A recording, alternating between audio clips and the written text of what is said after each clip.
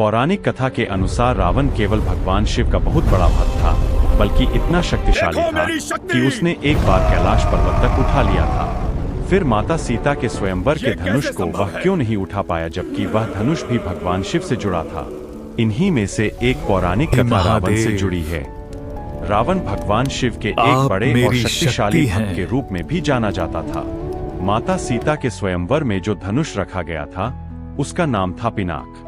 वह भगवान शिव का बहुत ही शक्तिशाली और चमत्कारिक धनुष था।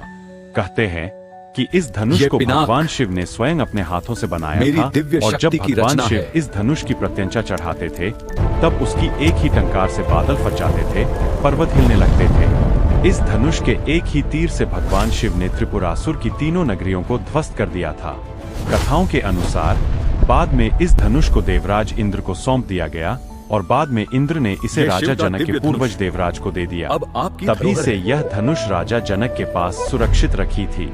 एक बार जब अचानक बाल्यावस्था में देवी सीता ने उस धनुष को खेल खेल में उठा लिया तो उसे देखकर राजा जनक ने तय किया कि जब उनकी पुत्री इस शक्तिशाली धनुष को उठाने का सामर्थ्य रखती है तो वह उन्हीं से सीता का विवाह करेंगे, जो इस शक्तिशाली धनुष को उठाकर इस पर प्रत्यंचा चढ़ा सकेगा। स्वयंवर में अनेक राजा महाराजा आए।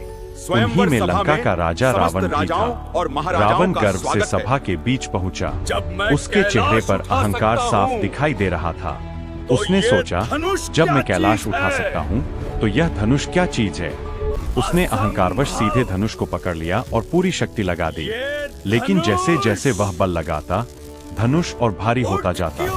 शरीर कांपने लगा, पर धनुष अपनी जगह से जरा भी नहीं हिला। सभा में सन्नाटा छा गया।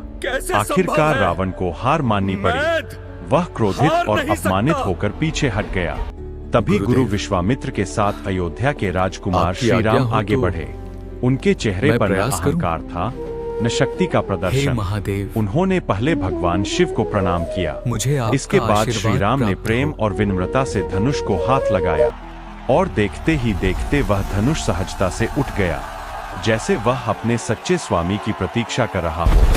जब श्री राम ने उस पर प्रत्यंचा चढ़ानी चाहिए, तभी एक विशाल गर्जना के साथ धनुष बीच से टूट गया। देवताओं ने पुष्प वर्षा की और माता सीता ने मुस्कुराते हुए श्री राम के गले में वरमाला डाल दी। उस दिन संसार को एक गहरा संदेश मिला।